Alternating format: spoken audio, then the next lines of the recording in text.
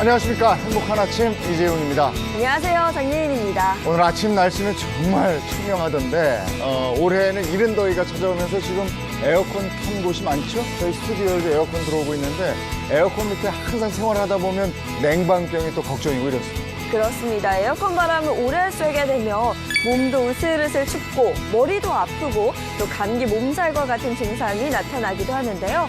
그런데 이 냉방병이 관절 건강을 위협할 수도 있다는 사실 알고 계셨나요? 그래서 오늘 냉방병과 관절 건강에 대해서 확실하게 한번 알아보도록 하겠습니다. 화요일 행복한 아침 지금 시작합니다.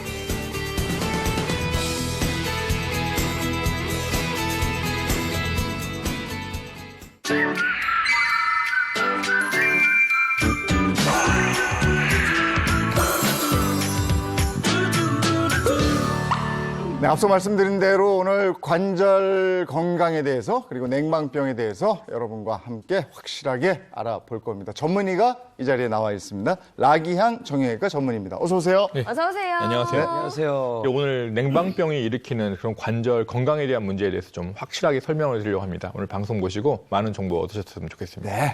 냉방병 해도 이게 여름에 에어컨 안 켜고 살 수는 없잖아요. 지금 우리나라가 지금 거의 뭐 아열대 수준까지 올라갔는데, 근데 냉방병은 약간 이게 걸리면 감기 몸살처럼 좀 으슬으슬하고 그리고 지나가는 거 아닌가요? 난 그렇게 알고 있는데 머리가 좀 어지럽고 그 정도. 그렇지 않습니다. 왜요?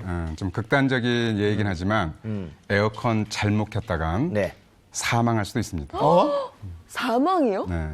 근데 한동화 선생님이 워낙에 겁을 주고 시작하니까 너무 아니 에어컨 때문에 사망할 수 있다. 이게 무슨 소리입니까? 네, 뭐 이제 이게 뭐 제 이야기가 아니라 네. 기사화된 이제 사건인데요. 네. 아 있었어요? 네, 2015년에 뉴욕 한 호텔에서 네. 12명이 사망하는데 원인이 바로 에어컨 때문이었죠.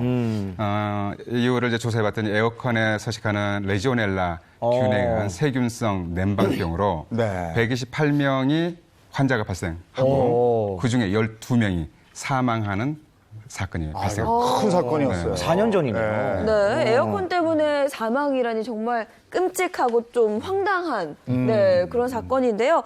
대체 이 레지오넬라균이 어떤 균인가요? 그 레지오넬라균은 세균성 폐렴 중에 하나의 네. 균입니다. 이 레지오넬라균이 약간 습한 곳, 특히나 냉각탑, 온수 저장고 이런 곳에서 살게 되는데요. 따뜻한 날 이렇게 습한 환경에서 번식을 하고 그게 이제 미세한 물방울을 통해서 전파가 되는데요.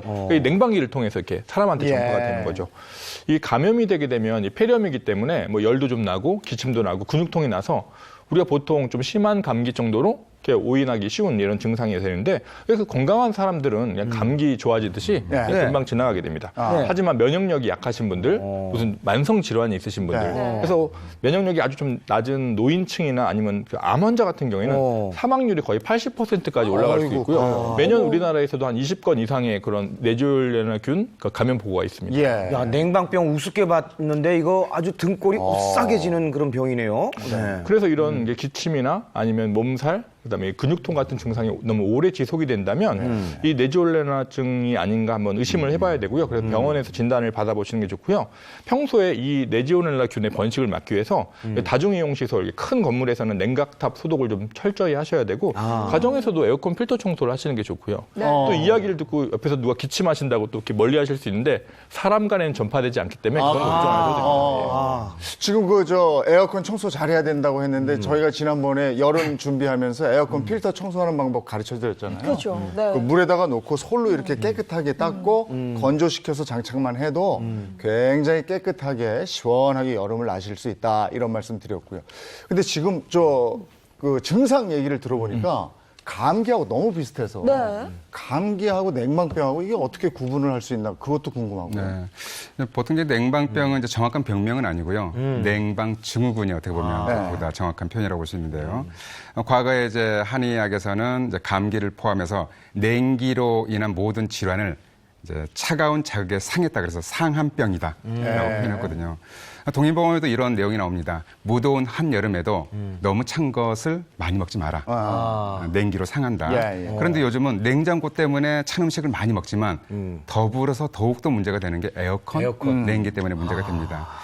냉방병으로 이제 흔하게 알려져 있는 증상을 보면 으슬으슬거리고 예. 네. 목이 아프고 두통이 생기고 근육이 쑤시면서 몸살 기운도 나타나고 피로감이 심해지죠. 근데 마치 감기 같지만 네. 감기랑은 확연하게 구별을 하셔야 됩니다. 예, 예. 제가 표를 보고 잠깐 설명을 드릴까요? 자, 감기. 일단 전신 증상은 공통적으로 나타납니다.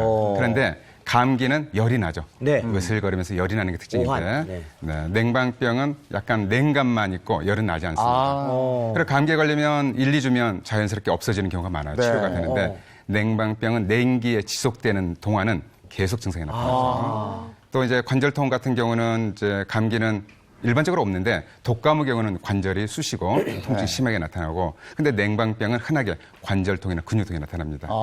그리고 이제 감기에 걸렸을 때 보통 뭐 입맛이 약간 떨어지긴 하는데 네. 뭐 거의 없습니다. 그런데 냉방병은 지속적으로 냉기에 이렇게 시달리게 되면 네. 배가 아프고 설사하시는 분들도 굉장히 많아요. 그래서 이런 두 가지 증상을 비교해 보시면 아 내가 감기구나 냉방병이구나 쉽게 알 수 있겠습니다. 근데 제가 보기에는 결정적인 게 발열인 것 같아요. 발열. 그러니까 막 이게 열이 나고 막 오르는데 냉방병은 그게 아니라는 거죠. 네. 근데 냉방병은 왜 걸리는 겁니까? 그냥 단지 에어컨만 쐰다고 걸리는 겁니까? 일단 이제 우리 몸은 항상 건강하게 유지하고자 하는 노력을 하는데 그걸 어려운 말로 항상성이라고 표현합니다. 근데 항상성이 깨지게 되면 체온 유지에 문제가 생기죠. 여러분들 잘 이걸 생각해 보세요. 여름보다 추운 겨울에는 냉방병이 없습니다.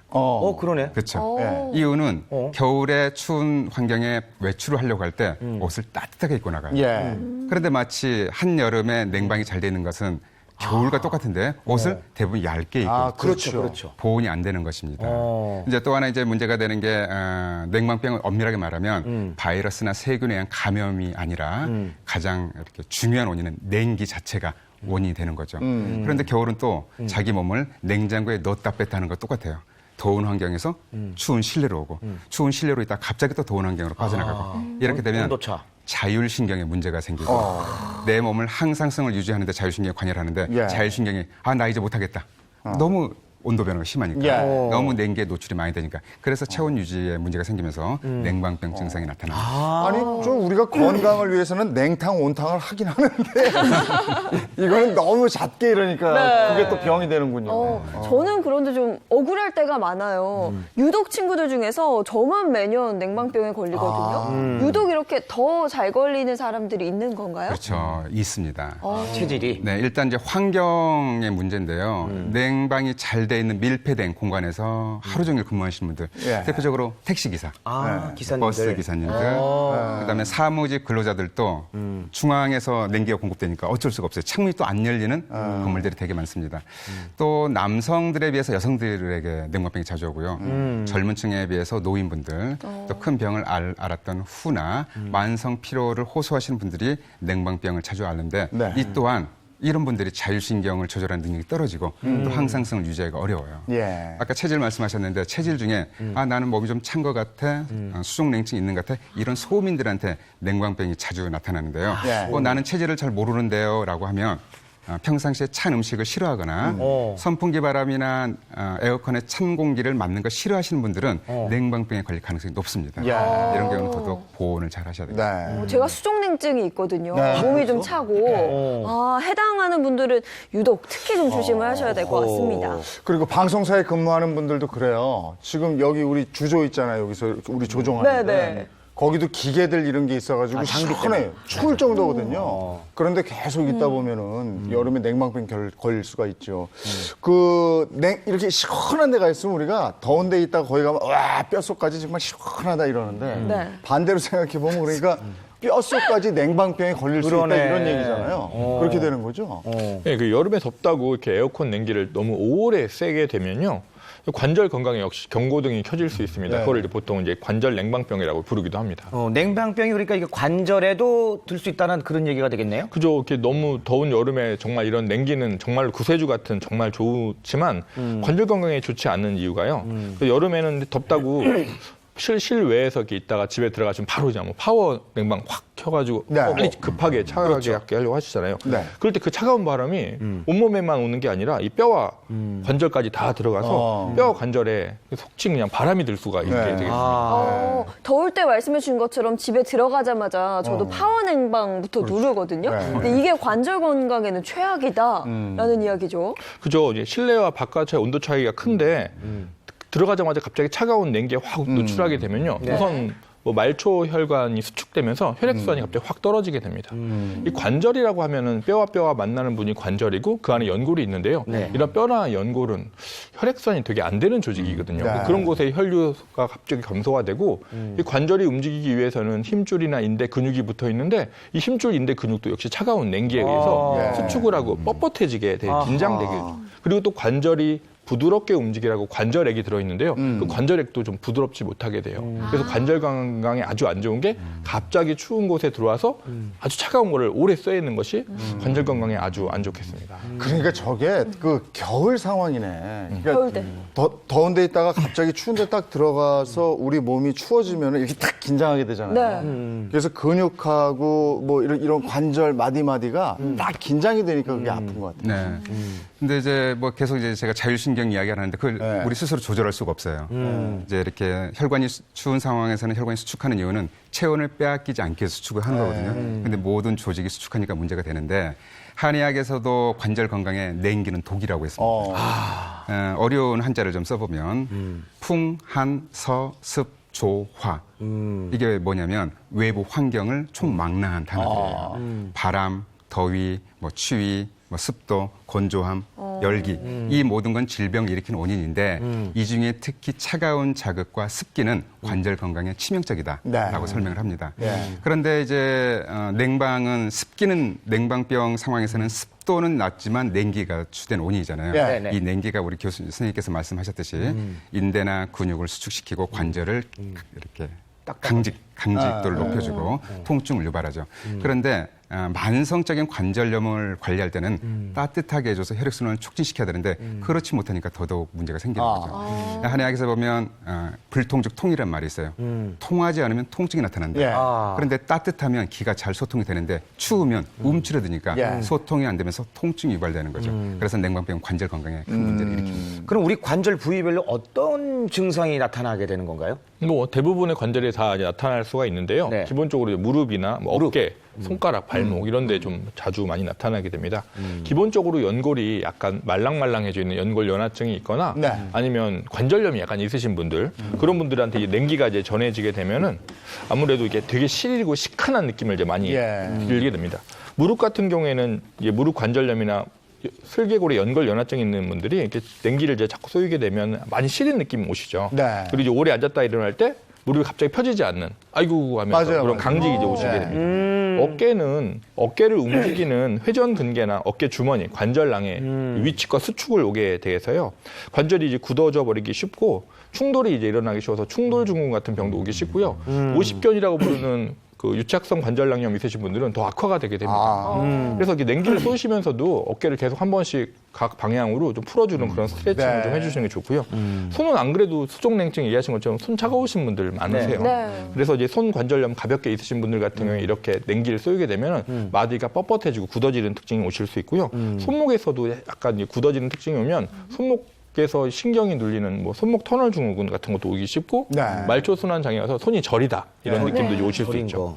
발목도 역시 냉기가 자꾸 너무 다해지게 되면은 발목의 힘줄이나 족저 근막, 아킬레스 힘줄도 이제 굳어지게 됩니다. 예. 그래서 뭐 발을 디딜 때마다 뒤꿈치가 아픈 뭐 족저 근막염 같은 증상들도 오실 수가 있죠. 예. 아니 뭐 지금 위에서 아래까지 다 해당 안 되는 거거든요. 아유 무서워서 뭐 에어컨은 지금 올여름도 덥다는데 이 얘기만 들으니까 에어컨 무서워서 틀겠습니까? 아니 근데 관절에 문제가 된다면 혹시 이게 척추에까지도 문제가 있을 수 있습니까? 그렇죠. 척추도 원래 허리뼈는 5개, 등뼈는 12개, 뼈들이 이어진 네. 다 아주 많은 관절을 합쳐진 곳이기 때문에요. 네. 그래서 한겨울에 바깥에서 너무 야외 활동을 많이 하시거나 일 같은 걸 하셨을 때 허리가 아주 뻐근하고 뭐 그런 느낌 다들 경험해 보셨을 그럼요, 겁니다. 그럼요. 예. 가서 추운데 서 있다 보면 허리도 아프고 또 뭐 여기저기 뻐근하고 이런 느낌이 있죠. 네. 그래서 따뜻한 곳에 있으면 척추 주변에 있는 이 근육들, 기립근이나 네. 척추 주변의 인대, 그다음에 척추뼈랑 뼈 사이에 있는 추간판, 디스크 그런 것들의 혈액순환도 잘 되고 되게 부드럽게 잘 움직여지게 되는데요. 이 냉기를 계속 이렇게 오래 쏘이게 되면은 근육이나 인대가 위축을 돼서 우리가 갑자기 부드럽게 움직여줘야지 어떤 충격이 가해지거나 그럴 때 허리가 거기에 반응해서 대항을 해주는데 되게 많이 냉기에 쏘여져 있는데 갑자기 무거운 걸 들거나 갑자기 몸을 일으키거나 뭐 화산재 세수 같은 걸 하실 때도 그때 부드럽게 움직이지 못해서 쉽게 삐끗하실 수가 있고요. 이렇게 냉기가 몸이 집이 차갑게 되면은 상대적으로 척추 추간판에 있는 압력이 올라갑니다. 디스크나 아니면 척추 내장증 같은 병이 있으신 분들은 그 통증을 좀 더 심하게 느껴지실 수가 있으세요. 그래서 이제 거기에 대해서 좀 간단하게 설명을 드리면 우리가 이 척추 허리를 이런 근육. 그거 엿이에요? 예. 엿이에요? 그래서 이렇게 원래 엿은 이렇게 부드럽게 오. 충격을 받으면 움직여져야 됩니다. 네. 야, 그런데 이게 이런 냉기에 오래 쏘이게 돼가지고 이 네. 척추가 이렇게 뻣뻣하게 굳어지게 되면 네. 작은 힘으로도 이렇게 부러질 수가 있기 때문에 항상 냉기를 쏘이더라도 척추 주변이 좀 뭔가 부드럽고 이렇게 유연해질 수 있도록 유지를 하시는 것이 선생님 너무 중요할 심하신 거 아니에요? 이거 진짜 뚝 부러졌네. 것 같아요. 제가 요새 좀 운동을 좀 해가지고. 아니 근데 이걸 엿으로 설명하니까 확 오네. 네. 예? 이해가 바로 되는데요. 이렇게 부드럽게 됐다가 저렇게 차가우니까 뚝 부러지는. 이 뼈라고 생각해 보세요. 그러면 끔찍한 거죠. 그렇죠. 겁나죠. 예, 그래서 평소에 디스크나 뭐 척추관 협착증 아니면 척추 골다공증 같은 게 있으신 분들이 혹시라도 최근에 뭐 갑자기 많이 아파지시거나 이런 통증이 지속이 되신다면 일주일 이상 지속되시면 가까운 병의원에 가셔서 뭐 한번 전문의 진단을 받아보시는 것도 좋을 것 같습니다. 예. 근데 우리가 열대야 심해지고 이러면 이제 계속 자는 동안에도 에어컨 틀어놓잖아요. 틀어야죠. 네. 그게 또 근데 그렇게 안 좋다면서요. 네, 맞습니다. 그 밤새 냉방. 네. 그게 참 어렵거든요. 끄면 덥고, 네. 키면 또 춥고. 예. 그런데 그래서 이 약하게 냉방을 해서 이제 밤새 유지하시는 분들이 이제 많은데 네. 이게 아주 허리 건강에 아주 안 좋습니다. 보통 잘 때 이 차가운 바람이 얼굴로 오면 싫으니까 네, 네. 몸 쪽으로 살짝 오게 맞아요. 하거나 네, 네. 해서 주무시는 경우가 이제 많죠. 그렇죠. 예. 얼굴에 쬐게 되면 이게 피부에도 안 좋을 것 같고 호흡에도 좀 불편할 것 그럼, 같아서. 숨 막혀. 그렇죠. 그래서 발로 이렇게 그 반대로 뭐 사죠. 등이나 뭐 등. 다리 쪽으로 많이 그렇죠, 가게 그렇죠. 됩니다. 근데 이 밤에 우리가 수면을 취하는 동안 하루 종일 활동을 하면서 척추나 이런 허리 건강, 이런 허리 쪽에 염증들이 쌓이게 됩니다. 네. 그 염증들이 이제 혈액순환이 되면서 네. 그 염증물들을 밤새 제거해줘야지 다음날 또 열심히 또 일도 하고 앉아도 있고 활동을 하시게 되는데 이렇게 냉기가 계속 쏘여지게 되면은 척추 주변의 근육이나 인대, 혈액순환이 떨어지면서 그 밤새 쌓였던 하루 종일 쌓였던 그 염증 물질들이 사라지질 않게 남아있게 됩니다. 그래서 분명히 푹 잤는데 오히려 더 뻣뻣한 것 같고 푹 잤는데 등이나 어깨나 척추에 피로가 아직 남아있는 통증이 남는 그런 상황이 초래될 수 있겠죠. 네. 그럼 특히 냉기 때문에 좀 주의해야 할 허리병이 있을까요? 뭐 그런 병이 많지만 제일 네. 대표적인 거는 척추관 협착증이 대표적인 병이 될 수 있습니다. 협착증. 척추관 협착증은 척추에 이제 신경이 지나가는 길이 척추관인데요. 그 척추관에 뼈가 튀어나오거나 인대가 두꺼워지거나 아니면 디스크가 튀어나와서 그 구멍이 좁아진 상태를 척추관 협착증이라고 하는데 네. 저렇게 되면서 신경으로 가는 혈관들이 눌리게 됩니다. 예, 역시 또 그게- 혈액순환 얘기가 나오게 되는 예, 거거든요. 예. 그래서 사진을 보시면 이게 척추관 환자의 MRI인데요. 예. 정상 MRI의 하얀 통로와 달리 그 척추관 협착증 환자의 하얀 좁아요. 통로는 중간에 예. 파이프가 막히듯이 쭈물럭쭈물럭 이렇게 네네. 좀 이렇게 좁아진 것이 보이시죠? 네. 네네네. 그래서 저게 이제 척추관 협착증이라고 하는 병이 되겠습니다.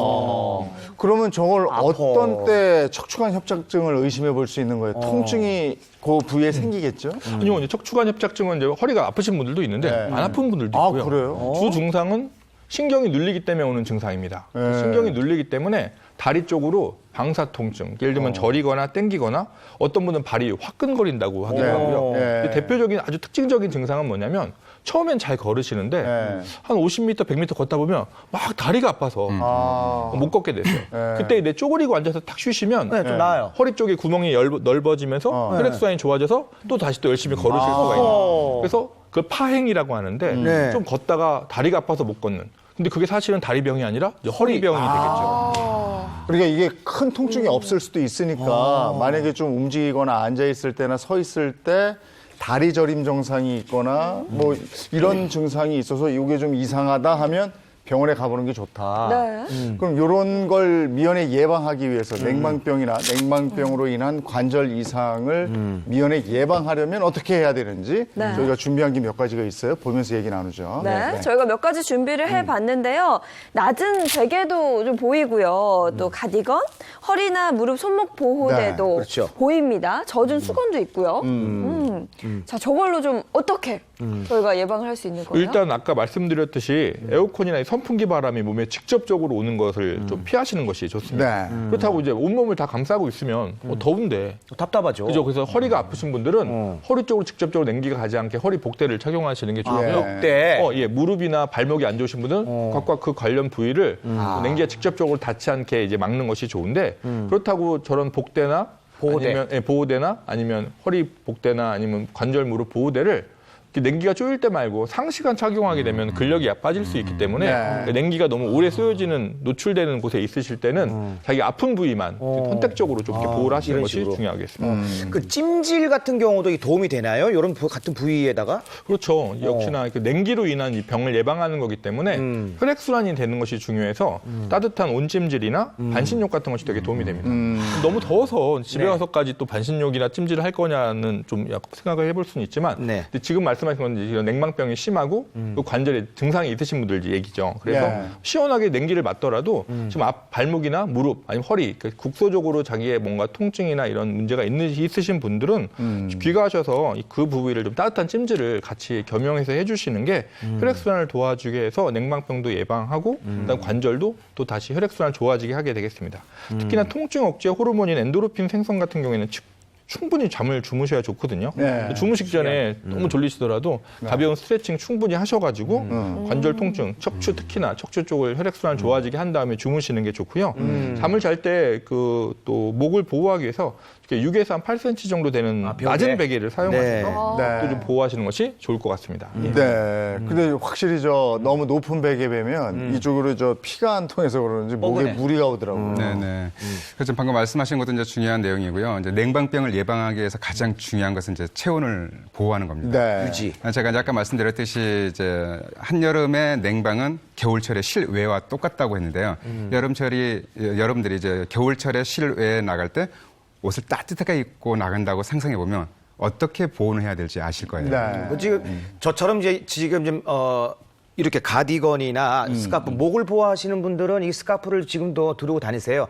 제가 어제 지하철을 탔는데 네. 지하철이 생각보다 에어컨 바람이 강해요. 네. 멀리까지 가면은 이런 가디건을 가방에 하나 넣어갖고 그때는 이렇게 딱 감싸주고 그러는 게 굉장히 도움이 됩니다. 그렇죠. 요즘 네, 네. 실내가 워낙에 네, 맞습니다. 시원할 정도예요. 김경식 씨가 아주 잘하고 계신데요. 이제 요즘 마트나 사무실에 보면 하루 종일 냉기가 예, 맞아요. 이렇게 가득 차 있거든요.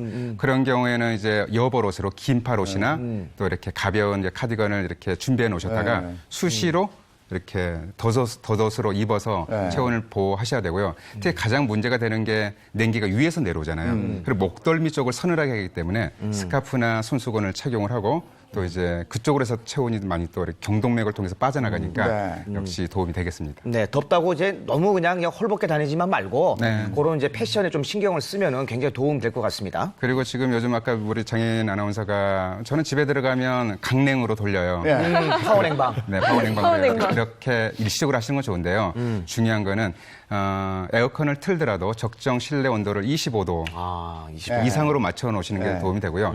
또 바깥의 환경 온도랑 이렇게 실내 온도를 5도씩 5도. 이내로 해 놓으셔야 아까 제가 말씀드렸잖아요. 냉장고에 들어갔다 나왔다 하는 거랑 똑같다. 근데 온도 차를 너무 많이 놓으면 더 스트레스를 받게 되거든요. 또 이제 중요한 것은 에어컨을 켰다가 1시간에 한 5분 정도는 꺼놓고 환기를 시켜주는 것도 굉장히 중요합니다. 네. 또 무엇보다도 외부 환경도 중요한데 음식을 드실 때도 따뜻한 음식을 드시고 차가운 음료 좀 주의하시면 좋겠어요. 또 냉장고 때문에 모든 음식을 냉장 음식을 드시는데 네. 또한 주의하셔야 되고 무엇보다 중요한 거 스트레칭도 많이 하시고 운동도 많이 하시고 어떻게든 가만히 있지 마시고 움직여 주시면 냉방병을 예방하는 데 많은 도움이 되겠습니다. 내 몸이 적정 온도를 유지하도록 해주는 게 중요하거든요. 근데 예전에는 어머니들이 알아서 통제해 주셨어요. 야, 전기 아깝다. 그거 자꾸 그렇게 하면 안 된다. 그러니까 갑자기 그거 와가지고 강냉? 금냉? 네, 강냉. 이거 하면 하원냉방. 정이감 많이 드니까 못하게 하셨거든요. 네. 어머님들이 다시 통제 한번 해주시죠. 건강을 위해서. 네. 그리고 방금 한동환 원장님이 이런 이야기 하셨어요. 적절한 운동과 스트레칭 하는 것이 중요하다. 네. 그래서 오늘 또 운동을 준비해 오셨다면서요? 네, 네, 네. 제가 가장 기다리는 시간이 이 시간입니다. 한트. 그래요. 네. 홈 트레이닝 한테 시간입니다. 오늘도 배워보도록 하겠습니다.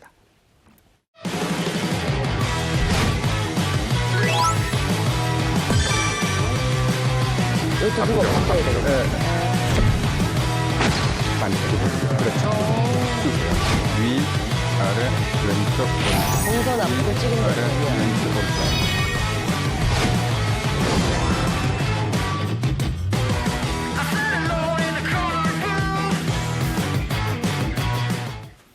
네, 안녕하십니까. 네. 장안의 화제가 되고 있습니까? 네, 장안의 화제가 되고 있습니다. 저 동대문을 지나서 광장시장을 지나서 아직 서울 지역은 이미 다 알려져 있습니다. 네, 그렇습니다. 한트. 여러분들께서 지금 이제 하시는 제가 보여드리는 한트를 잘 보시면 네. 냉방병도 물리치면서 관절을 건강하는 데 많은 도움이 될 것입니다. 이름하여 한동화의 1분 냉방병 예방 체조를 소개해 드리도록 하겠습니다. 네. 일단 간단하게 이제 어떤 이제 목적으로 이 운동을 이제 만들었느냐 네. 설명을 해드리면 냉기는 어디서 내려오죠? 네. 위에서 아래로. 위에서 내려오죠. 네, 위에서. 위에서. 보통 에어컨이 위에 있잖아요. 그렇죠. 그래서 가장 큰 영향을 미치는 곳이 바로 목덜미입니다. 그다음에 양쪽 어깨죠. 그래서 가장 첫 번째 목덜미와 어깨 운동을 해서 뒷목의 긴장도를 풀어주고 승모근 뭉친 것도 풀어줄 거예요. 또 아까 이제 선생님께서 말씀하셨듯이 척추 관절 허리. 너 건강하게 해야 되니까 등배 운동과 몸통 운동으로 먼저 준비 운동을 한 다음에 네. 또 우리 체온을 유지하는데 가장 중요한 것은 심부 온도입니다. 심부 온도는 어디다? 네. 여기 장의 온도다.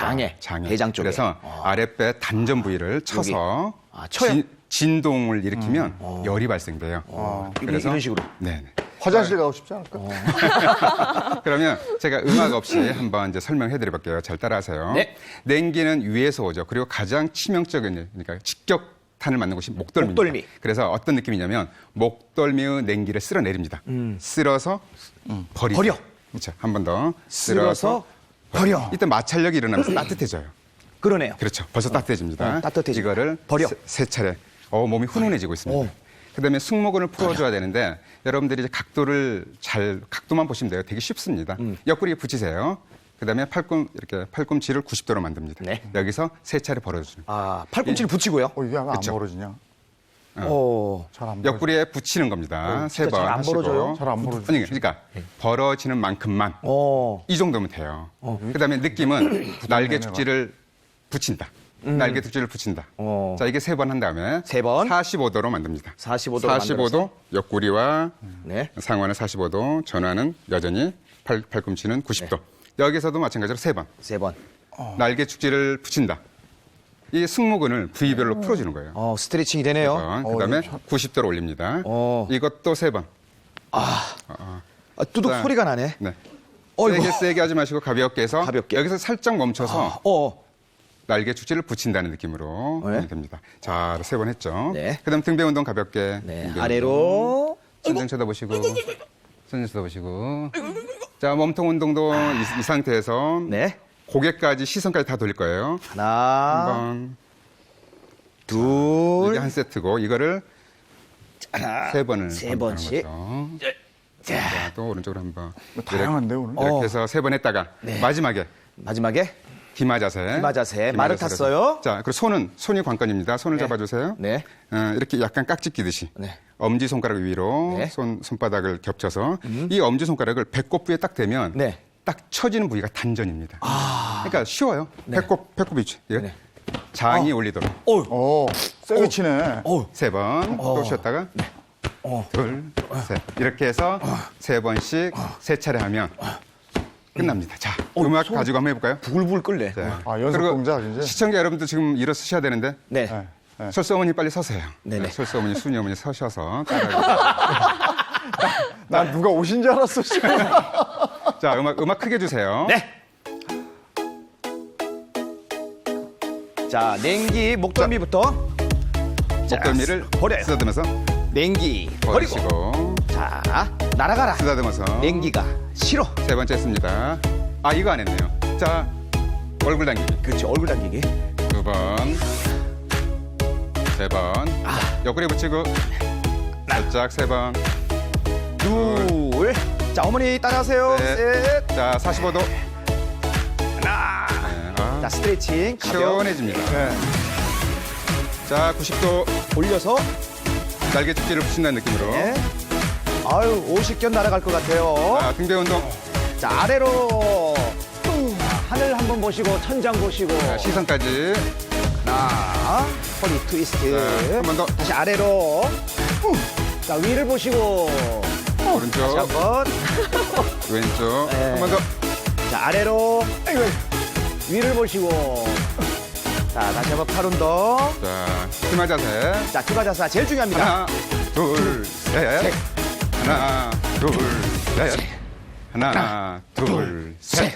네. 자, 이렇게 하면 딱 어. 끝나네요. 자, 원장님. 그런데 나이 드신 어머님, 어르신들이 이게 너무 복잡하다 하실 경우는 어떻게 합니까? 제가 이제 동작을 여러 가지 알려드렸잖아요. 네네. 아무거나 하셔도 됩니다. 아. 예를 들어서 목덜미가 서늘하다. 어. 하루 종일 이것만 하셔도 돼요. 이것만 하면 돼요? 이것만 해도 몸이 훈훈해져요. 오. 지금 느낌이 어떠세요? 지금 따뜻해져. 뚜뚜해져요. 근데 한번 다 하고 나니까. 어깨가 결린다. 이것만 하셔도 됩니다. 요것만. 이것만. 이런 식으로? 각도. 각도에서 이것만. 이거 아주 시원해요. 허리가 불편하다. 등대 이거 운동만 하고? 몸통 운동만 하셔도 돼요. 이것만 하면 되고. 나는 항상 냉기가 있으면 배가 아프고 설사한다.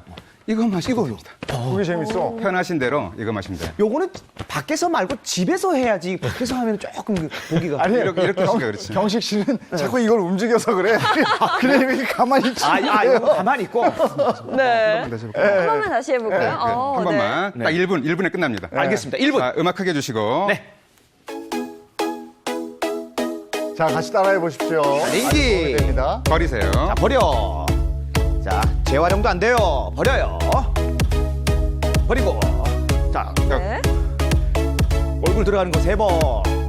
네, 그다음에 자, 그다음에 발 벌리기. 발 벌리기. 자, 이것도 3번이죠. 양팔 각도에 따라서 3번씩 네. 하고 45도. 올려서 하나, 날개 쭉지를 붙인다는 느낌으로. 네. 이게 90도. 아주 시원해요. 시원해요. 이게 50견을 예방하는 효과가 있습니다. 네, 50견 예방에 여기 팔꿈치 자, 등대 운동. 아래로 봤다가 하늘을 보고 몸통 운동. 오른쪽. 자꾸 소리가 나. 자, 많이 썼네. 한 번만 더. 위로. 무리하지 마시고 부드럽게 네, 하시면 됩니다. 부드럽게 하시고. 기마 자세로 자, 이제 등잔치기. 복통입니다. 이거 좋아. 자, 힙을 가만히 놔두고 손만. 네? 이렇게 하시면 잘 배워봤습니다. 좋아요, 좋아요. 네. 야, 이거. 자, 이렇게 해서 냉방병을 물리치고 관절에도 도움이 되는 운동을 해봤고요. 이제 운동했으니까 또 맛난 거 먹어야지. 관절에 도움이 되고 냉방병에도 도움이 되는 요리는 뭐가 있는지 알아보겠습니다.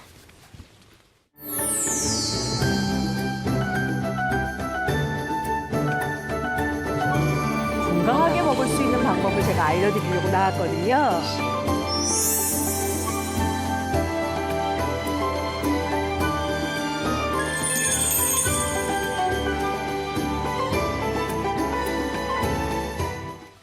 네, 이분 요리 연구가님과 함께 할 텐데요. 한채의 네. 매력에 푹 빠지신 것 같아요. 저 아주 열심히 따라하셨어요. 따라합니다. 네, 좋아요. 이거 50견에 아주 좋은 것 같아요. 여기 들어가기 전에 그 사진 잘 나왔네요. 그래요? 날씬한가요? 네, 맞습니다. 네. 이쁘셔요. 네. 오늘은요, 제가 냉방병 그러면 사실 찬 기운이 훅 오잖아요. 싫어, 그래서 싫어. 이 찬 기운을 극복하고, 네. 그다음에 몸에다가 따뜻한 기운을 넣어서 좀 보양할 수 있는 요리를 알려드릴 건데요. 특별히 오늘은 기대하셔도 좋습니다. 제가 저희 집안에서만 내려오는 내림 음식 하나 갖고 왔거든요. 그래요? 네, 그거 이제 제가 좀 이따가 짠 하고 보여드릴 거고요. 네. 일단은 지금 운동했잖아요. 네. 네. 약간 따끈따끈한 거 드시고 싶지 않으세요? 그래요, 예. 그래요. 그렇죠. 네네네. 그래서 제가요. 뜨끈한 거. 지금 가장 철이라고 하는데요. 바로 대파를 이용한 대파 달걀탕 먼저 알려드리도록 하겠습니다. 대파 달걀탕. 그렇죠.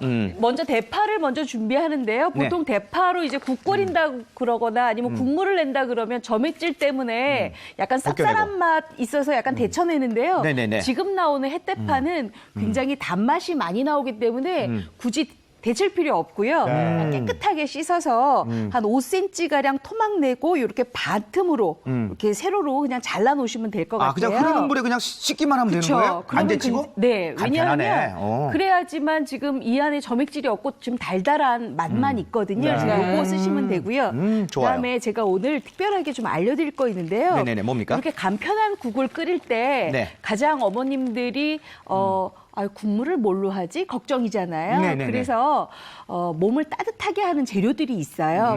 제가 이거 무말랭이 하고요. 여기 보시면 네. 여기 무말랭이 하고요. 그다음에 여기 통후추도 좀 준비했고요. 통후추. 그다음에 요건 국물 멸치예요. 그다음에 요거는 황태채죠. 네. 그리고 제가 말려놓은 표고버섯이에요. 그리고 홍고추. 요거는 마른 홍고추가 있는데요. 네. 요거 모두 다 여기 마트에 가시면은요. 이렇게 육수팩을 판매를 하거든요. 네. 요렇게요? 네, 요거 육수팩을 판매를 하는데 요 육수팩에다가 몇 개씩 내가 원하는 만큼씩만 이렇게 담으세요. 이렇게 몇 개씩. 이거 담아서 파는 건 봤는데 육수 그렇죠. 집에서 이렇게 집에서? 만드시면 돼요. 오. 네, 이렇게 만들어서 네. 이렇게 먹기 좋은 분량으로 만들어서 이렇게 다 접은 다음에 이렇게 지퍼백에다가 넣어놓고 냉동실에 넣어놓잖아요. 그러면 한 번만 수고하시면 예. 내가 국물 아무거나 만들 때 다 좋아요. 요새 뭐 잔치국수도 좋고. 네, 잔치국수. 그렇죠. 그다음에 어머님들이 요새 냉면도 좋은데 나는 온면이 먹고 싶다 하실 때도 요걸로 그냥 국물만 내시면 되거든요. 그러네. 그래서 이렇게 홈메이드 육수팩을 집에서 만드셔서 이렇게 준비해 놓으시면 냉방병을 딱 물리치는 찬기운 몰아내는 따뜻한 국물로 드실 수가 있거든요. 간편하게. 으슬으슬할 때 뜨끈하게 한 그릇 그렇죠. 먹는 그게 거죠. 굉장히 좋잖아요. 자, 그래서 요렇게 준비해서 놔두고. 요거는 냉동실에 준비하시는 게 가장 좋고요. 예. 그다음에는 이제 달걀을 준비를 하는데요. 제가 달걀을 이렇게 좀 풀어놨어요. 미리? 네, 이렇게 달걀을 좀 풀어놨는데 요 달걀에다가 너무 간단해요. 대파 달걀탕은 뭐 할 것도 없어요. 뭐냐, 바로 대파 대파. 씻은 거 요다가 집어 넣으세요. 달걀 푸른 거에다가 그냥 대파를 집어넣었어요. 네, 그냥 집어 넣어요. 그다음에 제가 왜냐하면 보통 이제 어머님들이 대파 달걀탕 같은 경우에는 아침 일찍 국 끓이는잖아요. 네. 근데 좀 간단해야 좀 이용하실 수가 좋기 때문에 네네. 일부러 이렇게 제가 만들어 봤어요. 자, 이렇게 저어요. 저어서 다 섞는데 여기다 요것만 하면은 사실 달걀이 약간 날씨가 이렇게 따뜻하다 보니까 비린내가 올라올 수 있다 이렇게 또 생각들 하시더라고요. 비린내. 네네. 예, 그렇기 때문에 제가 여기 국간장이거든요. 그때는 국간장. 네, 국간장을 이렇게 집어넣고 여기에다가 그냥 아예 자체 간을 해요. 국간장을 넣으면 네. 이제 비린 맛이 없어진다. 그쵸? 이렇게 잘 섞어놔요. 자, 그 다음에는요, 이렇게 어머님 아침에 이제 밥 짓게 되면은 뭐 나오나요? 쌀뜨물 나오잖아요. 쌀뜨물. 그래서 제가 쌀뜨물을 요거 버리지 않고 쌀뜨물을 이렇게 넣어놔. 준비를 해서 쌀뜨물에다가 네. 아까 제가 만들어놨던 육수팩 있었죠? 예. 40팩. 네. 요거를 이렇게 끓여요. 팔팔. 끓인 다음에 얼마나 끓이면 되냐면 한 15분에서 20분 정도만 끓이잖아요. 그럼 아주 맛있는 국물이 만들어지거든요. 자, 그러면 쌀뜨물에 요거 다시팩 집어넣고 이렇게 다 끓였으면 요거부터 이제 하시면 돼요. 아주 간단해요. 쌀뜨물이 두 번째 거라고 그랬나요? 세 번째 거라고 그랬나요? 저는 요새는 뭐 유기농 친환경 쌀도 많이 나오기 때문에 두 번째 쌀뜨물 두 이용하고 번째 있는데요. 거를. 네네네. 막 그냥 일반 뭐 쌀 준비하셨으면 한 세 번째 쌀뜨물 하셔도 괜찮아요. 네. 자, 그러고 난 다음에는 여기에다가 이렇게 펄펄펄 끓고 있죠. 그러면 달걀을 묻힌 대파를 이렇게 올리세요. 이렇게. 그렇게 올리는구나. 네, 이렇게. 그 준비한 육수에다가 그냥 달걀 풀어서 그렇죠. 이렇게 그냥 대파 올리시기만 하면 돼요. 예. 끝이에요? 네.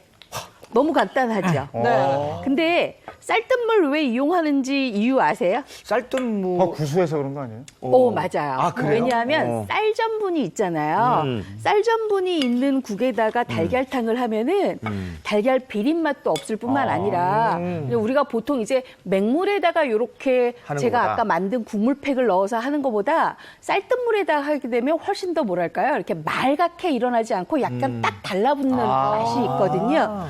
그래서 이렇게 해서 넣어주세요. 쌀 전분도 역할을 하는군요. 그렇죠. 자, 그러면 요거는요, 거의 달걀만 익으면 먹는다 그러는데 사실은 대파가 살짝 익어줘야 되거든요. 네. 그래서 이렇게 집어넣고 우르르 한 번쯤 끓여주면 되는데 우리 어머님들이요 보통 이제 그 달걀을 라면에도 많이 넣으시잖아요. 네. 특히 네. 남자분들 그렇죠. 많이 라면에 네, 네. 넣으시잖아요. 풀어서. 그럼 이렇게 풀죠. 네, 지평씨처럼 이렇게 풀어요. 풀어야지 먹죠. 이렇게 풀면 맛이 없어요. 왜요? 왜냐하면 달걀이 풀어지기 때문에 맛이 없고요. 아. 이렇게 젓지 말고 그대로 대파가 익을 때까지 살짝만 두세요. 요게 포인트군요. 네. 왜냐하면 아니. 휘젓게 되면 국물이 탁하거나 아니면 국물이 탁하게 되면 우리가 마셨을 때 네. 깔끔한 맛이 없어지거든요. 그래서 탁하지 않도록 이렇게 네. 그냥 그대로 두셨다가 네. 맨 마지막 양념만 뭘로 하느냐 바로 소금. 소금으로 하시면 돼요. 소금으로 한 2꼬집 정도만 이렇게 하고요. 이제 막 끓어오르잖아요. 네. 이렇게 끓어오를 때 한 번씩만 이렇게 섞어주세요. 간이 그러면 배이도록. 이렇게 딱 올라오죠. 아, 그러네요. 그렇죠. 네. 풀어지지 않고. 그러네요. 이래야 굉장히 달걀탕 자체가 굉장히 매끈하면서도 입에서 이렇게 드셨을 때 아우 부드럽다 이 생각이 드시거든요. 그래서 이렇게 하시면 굉장히 좋아요. 아유, 벌써 맛있겠네. 그렇죠. 아, 향이 이게 요거 아, 어머님들이 요거 달라요. 보통 이제 달걀탕 이렇게 끓으면 다 됐나? 한 5분 정도만 더 끓여서 이제 그릇에다 담아내시면 돼요. 네, 그렇군요. 네. 저게 대파가 들어갔단 말이에요. 대파가 냉방병에 확실하게 도움이 되는 식재료입니까? 네, 대파는 이제 식품이잖아요. 네. 근데 약으로 따지면 보양제, 양기를 올려주는 보양제나 감기약 정도로 이렇게 비유를 해볼 수가 있습니다. 대파는 이제 특이한 향이 나는데 이제 황화아릴이라는 성분 때문에 그 독특한 이제 향미가 있는데요. 이제 이 성분이 혈액순환을 촉진시키면서 몸을 따뜻하게 하기 때문에 냉기를 몰아내는 데 많은 도움이 되죠. 네. 그런데 이제 으슬으슬 이렇게 열이 나거나 감기 증상 있을 때도 보통 이제 파를 끓여서 많이 드시는데 부위별로 약간 구별하실 필요가 있으세요. 네. 나는 몸이 춥다. 그래서 몸을 따뜻하게 해야겠다 그러면 대파의 파란 부분만 이용하시면 예. 좋아요. 이 부위의 기운이 가장 따뜻하거든요. 그럼 나는 감기 증상이 있다. 뭐 이렇게 열이 난다. 열을 좀 땀을 내서 식혀야겠다. 그러면 아래 하얀 부분을 이용하시면 좋아요. 그런데 제가 팁을 하나 알려드릴게요. 이도 저도 모르겠다. 같이 쓰시면 됩니다. 정답이네요. 그냥 맨 마지막 거 할래요. 네, 같이 모르게 쓰는 걸로. 그냥 같이 쓸래요. 그냥.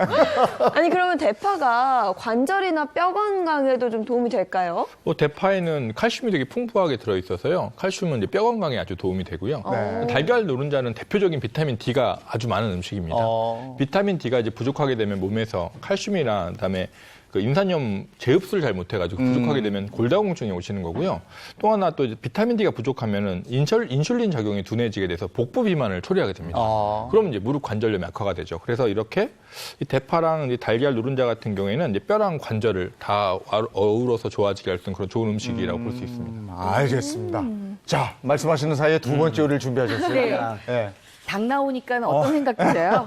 이게 보양식 같기도 하고 이거 지금 갑자기 기분이 좋아지는데요. 그렇죠. 여름에 또 단백질 먹어줘요. 아, 그럼 먹어줘야죠. 드셔줘야죠. 네. 왜냐하면요, 아까 제가 저희 집안에서만 내려오는 내림 음식 한 가지 알려드릴 거예요. 그랬잖아요. 네. 이거군요. 예, 바로 요건데요. 요거. 보통 이제 닭볶음탕 그러면 빨갛게만 생각하시잖아요. 네, 그렇죠. 매콤하고. 저는 간장으로 만들어서 약간 좀 갈색이 나지만 거기에다가 다양하게 뜨겁게 몸을 만들어주는 각종 채소들, 향신채, 요 양파, 그다음에 요 대파, 그다음에 여기 홍고추, 예. 청고추인데요. 네. 여기 약간 매콤한 맛 하려면 청양고추 넣으셔도 괜찮고요. 네. 그다음에 요거 생강, 그다음에 마늘, 요거까지만 넣고 만드는 간장 닭볶음을 만들려고 그래요.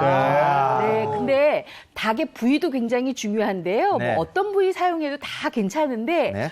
요거만큼은 특히 닭날개하고 닭봉을 같이 쓰시면 훨씬 더 뭐랄까요? 쫀득쫀득하면서 먹을 때 씹는 맛이 달라요. 네. 그래서 제가 요거 준비했거든요. 네. 네. 자, 지금 요거 지금 세척이 또 가장 중요한 포인트예요. 잡내 어머님들이. 없애기. 그쵸? 아유, 아시는구나. 네네. 보통 이제 닭 드시고 난 다음에 네. 어머님들은 그런 말씀 안 하시는데 잡수시는 아버님들이 그러니까. 뭐가 이렇게 냄새가 나냐? 뭐 이렇게 잡내. 말씀하세요. 네. 그게 세척이 안 돼서 그렇거든요. 그럴 경우에는 바로 요 방법 쓰시면 돼요.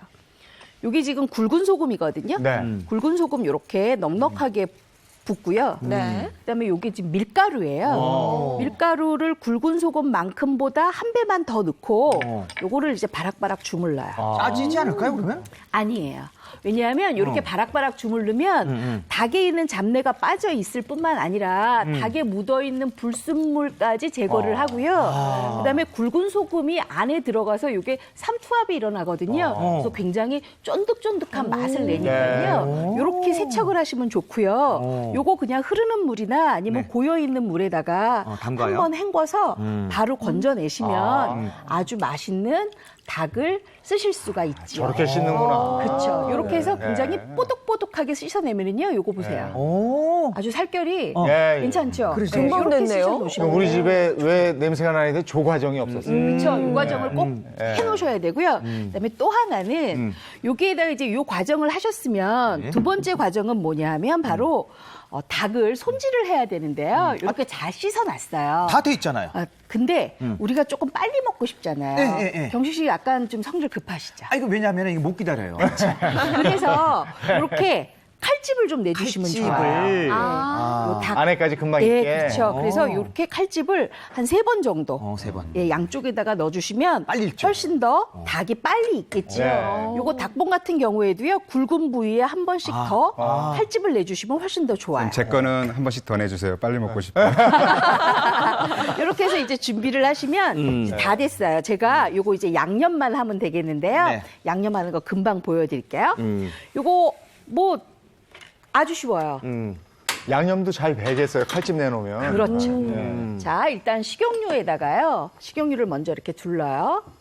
그리고 난 다음에 일단은 마늘? 이게 지금 닭이니까 네. 닭에 있는 잡내를 아까 제가 다 없애긴 했지만 네. 한 번 더 이 향신채로 없애주는 게 훨씬 더 좋거든요. 그래서 마늘도 이렇게 통째로 넣고요. 통마늘? 여름에는 이렇게 통마늘 좀 먹어줘야 돼요. 네. 그다음에 맞아요. 양파. 양파. 거기서 다 또 기름이 나와서. 그렇죠. 네. 그다음에 여기 대파. 대파 기름 좋죠. 파기름 좋죠. 그리고 생강도 여기 몇 톨 이렇게 넣어주세요. 잡내가 날 수가 없을 것 같아요. 그러게. 생강도 들어가고. 네. 그래서 요거를 살짝 향을 좀 올려줘요. 센 불에다 이렇게 좀 하면 되는 거죠? 그렇죠. 그렇게 되면은 이게 아무래도 대파하고 양파하고 그다음에 요 마늘이 갖고 있는 향이 이렇게 좀 올라오니까는요. 이렇게 향이 올라왔을 때 제가 아까 손질해놨던 닭을 이렇게 넣어요. 저 뒤적뒤적하는 거 신기하게 생겼다. 저도 그 생각하고 있었는데. 네, 그거요. 나 아까 국장 가면 거 했어. 요게 국물이 다 밑으로 빠지니까 네. 안에까지 다 익게 하니까 훨씬 더 제가 하기가 요즘에 편하더라고요. 주방용품 아이디어 상품 많이 나와요. 잘 나와요, 정말. 이렇게 해서 요거 이렇게 버무려 주세요.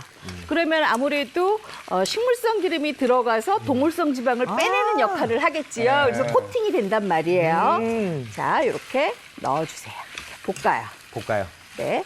그다음에는 요거 너무 쉬워요. 이렇게 볶다가 네. 어느 정도 닭의 겉면이 조금 익혀졌다. 네. 그러면 이제부터 간을 넣어요. 이제 간. 네, 이 간이 간을요? 잘 배는 게 이게 이 닭볶음이나 이런 게 네, 중요하거든요. 이쪽으로 좀 갖다 주시겠어요? 예, 알겠습니다. 일단 여기 간장이에요. 네. 간장으로 이제 양념하니까 간장만 넣고요. 네.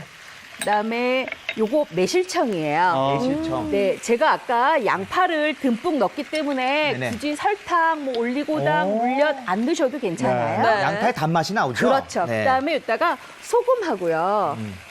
소금 살짝. 네, 넣고 그다음에 후춧가루 좀 넣어주세요. 아주 맛있다. 저는 약간 매콤해야 좋아서 후추 조금 많이 넣어요. 네. 이렇게 해서 요거 그냥 볶아주세요. 계속. 네. 그대로. 네. 볶아요? 닭볶음탕은 우리는 매콤한 것만 생각했었는데 네. 빨간색. 네, 저건 어떻게 보면 궁중 떡볶이 하듯이 오, 맞습니다. 맞아요. 네. 딱 그거예요. 제가 볶아주죠. 세보니까 미식가세요. 이재영 MC님이 궁중떡볶이 이야기를 안 하신 적이 없어요.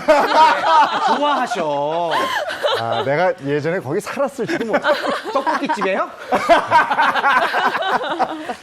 궁중에. 자, 이렇게 볶다 보면은요, 보세요. 아까 제가 간장 넣고 볶았잖아요. 네네네. 요거를 20분 정도 볶잖아요. 네. 그럼 옆에처럼 이렇게 돼요. 색깔이 20분. 어때요? 오. 딱 20분만 볶으면 네네. 이렇게 색깔이 이렇게 베이게 되거든요. 정말 먹음직스러워 그렇죠. 보여요. 먹음직스럽죠. 그래서 와. 이제 여기에다가 뭘 넣느냐. 바로 아까 준비했던 홍고추, 홍고추, 청고추, 그다음에 청양고추 또는 풋고추 넣으셔도 괜찮아요. 네. 그래서 요거 이렇게 볶아주세요.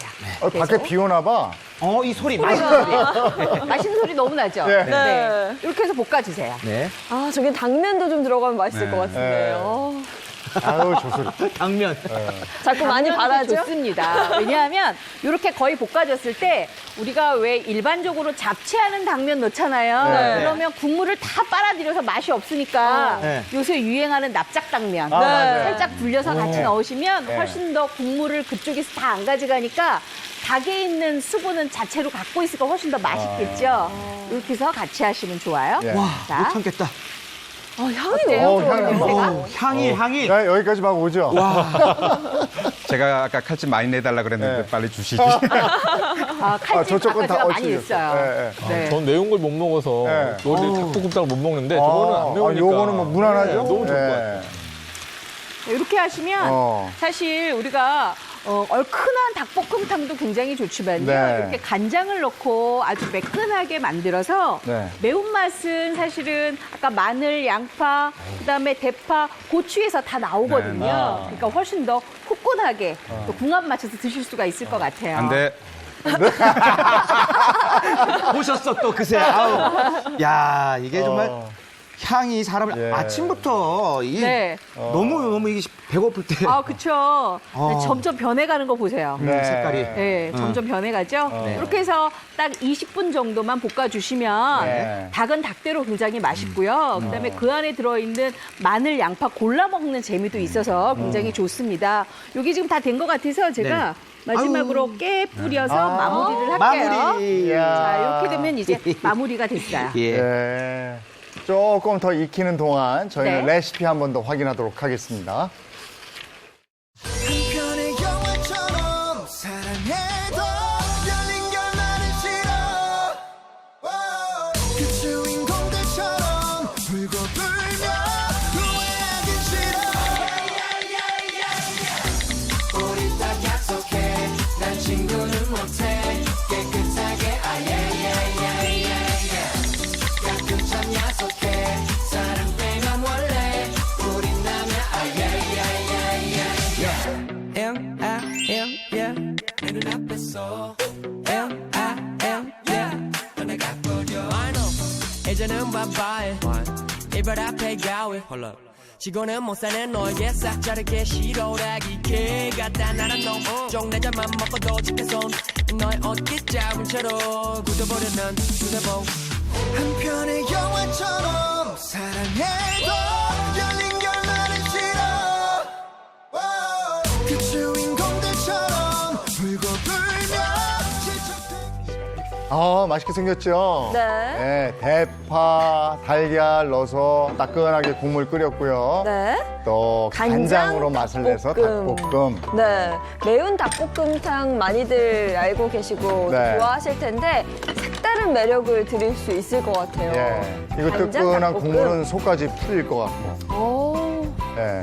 저 이렇게 한상 차림. 닭볶음탕은 그 보신이 되겠네, 보신이. 그럼요. 예. 오. 근데 저 본격적으로 드시기 전에 닭이 어떤 영향을 끼치는지.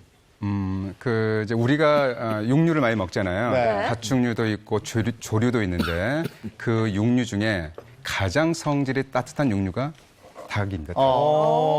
가축류로 보면 양고기가 최고라고 하면 닭은 조류 중에 성질이 가장 따뜻해요. 그리고 이제 소화가 잘 되면서 단백질이 풍부한 백색육이기 때문에 면역력을 높여주면서 또 근육량을 늘려주기 때문에 몸을 따뜻하게 하는 효과가 있죠. 근데 근육과 체온과의 관계는 어떤 관계가 있냐면요. 제가 팔을 움직이잖아요. 네. 여기는 골격근이 있어요. 골격근의 양을 늘려주는 게 바로 단백질입니다. 그래서 닭고기를 충분하게 섭취하시면 골격근이 늘어나면서 또 이렇게 운동도 하실 때 열도 잘 발생이 되고 한의사에는 이런 말이 있어요. 닭고기는 허약함을 보호하고 속을 따뜻하게 한다. 그래서 여름철에 닭고기를 충분하게 많이 드시면 냉방병을 예방하기도 하고 이렇게 냉방병 해결하는 데 도움이 됩니다. 멘트 시켜놓고 드시기 있습니까? 이제 좀 드세요.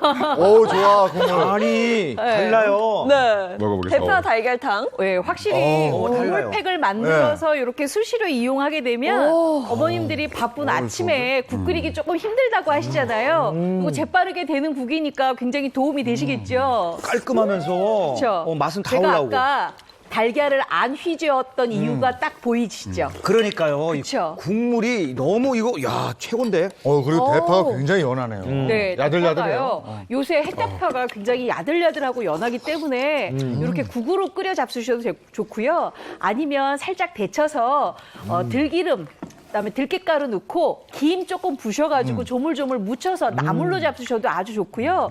요새 또 이렇게 대파 풍성할 때 대파 장아찌 담아주시고 대파 김치 담아서 살짝 묵혔다가 나중에 삼겹살 구워서 그 위에다 딱 싸드시면 진짜 금상첨화로 아주 좋지요. 달걀 비린 맛이 1도 안 나. 1도 그쵸. 안 나. 세상에 국물 이렇게 진짜 시원할 수가 기가 있을까? 막히다.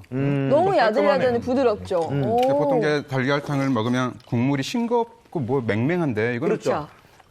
빠져 죽겠어요. 너무 깊어요. 진해요. 대파도 막 쫄깃쫄깃한 게 막, 그렇죠. 식감이. 그래서 이 대파 달걀탕을 하실 때는 꼭 대파와 달걀에 국간장으로 양념을 하고 난 다음에 국물에 퐁당 빠뜨려야 요게 배합이 좀 좋아요. 굉장히 조화롭기 때문에 우리가 드셨을 때 지금 말씀하신 것처럼 국물까지 시원하고 간이 딱 알맞는 맛이 되거든요. 네. 해장국 해도 오, 되는데. 네. 저는 이 간장 닭볶음 네. 잡내가 어떻게 이렇게 하나도 안 나죠? 드셔보셨어요? 네. 입맛 딱 이거 맞고. 저희 시댁의 내림 음식인데 제가 특별히 오늘 알려드리려고 갖고 나왔어요. 한번 먹어볼게요.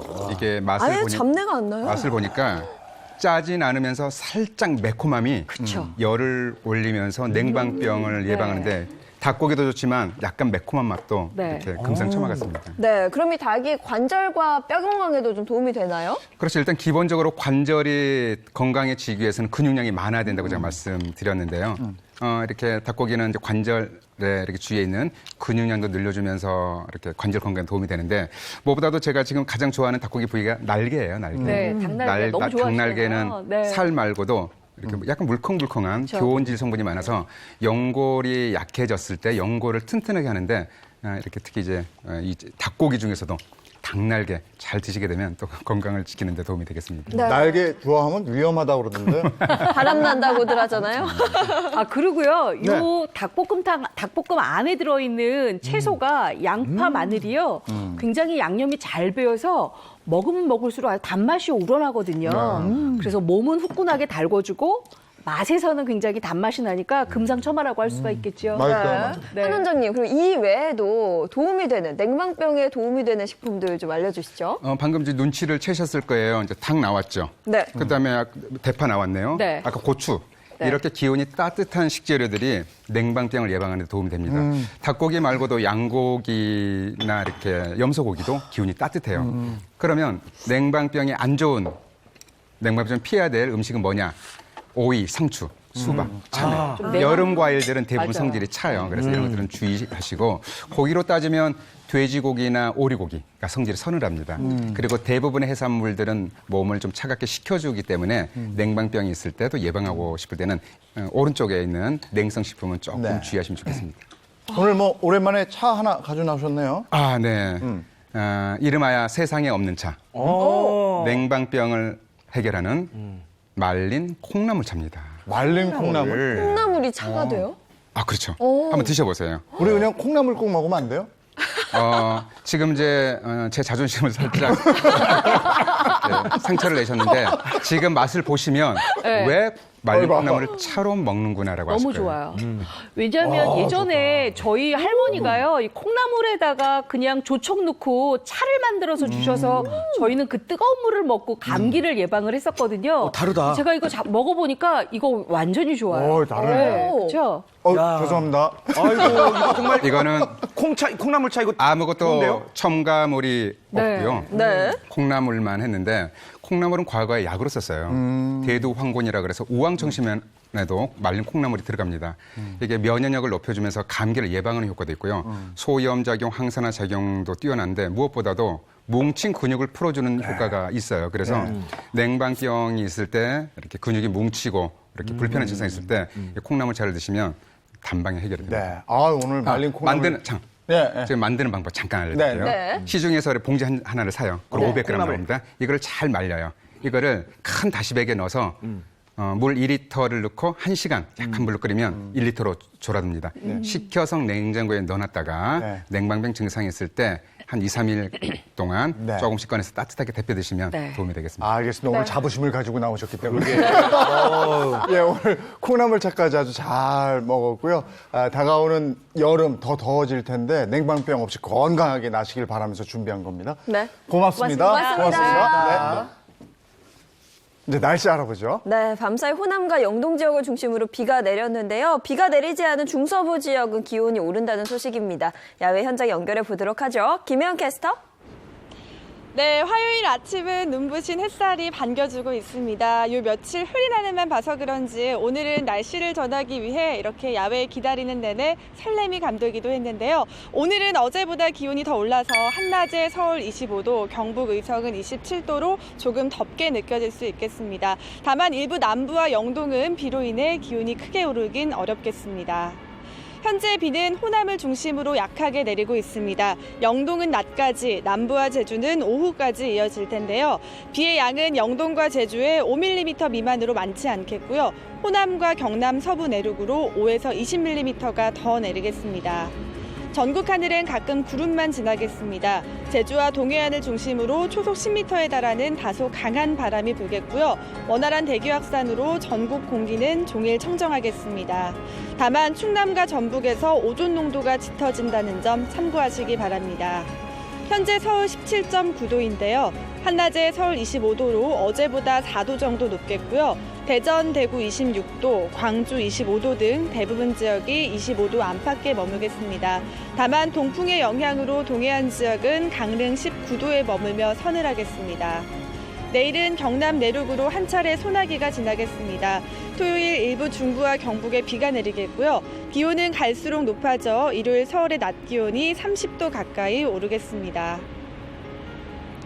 오늘은 경기 남부와 충남, 제주 남부에서 자외선 지수가 매우 높게 치솟겠습니다. 그 밖에 동해안과 호남을 제외한 전국 곳곳으로도 자외선 지수가 높아지니까요. 번거롭지만 피부를 위해서라도 자외선 차단에 적극 신경 쓰시기 바랍니다. 그럼 오늘 날씨만큼이나 행복한 하루 보내세요. 지금까지 상암동 채널A에서 오늘의 날씨였습니다.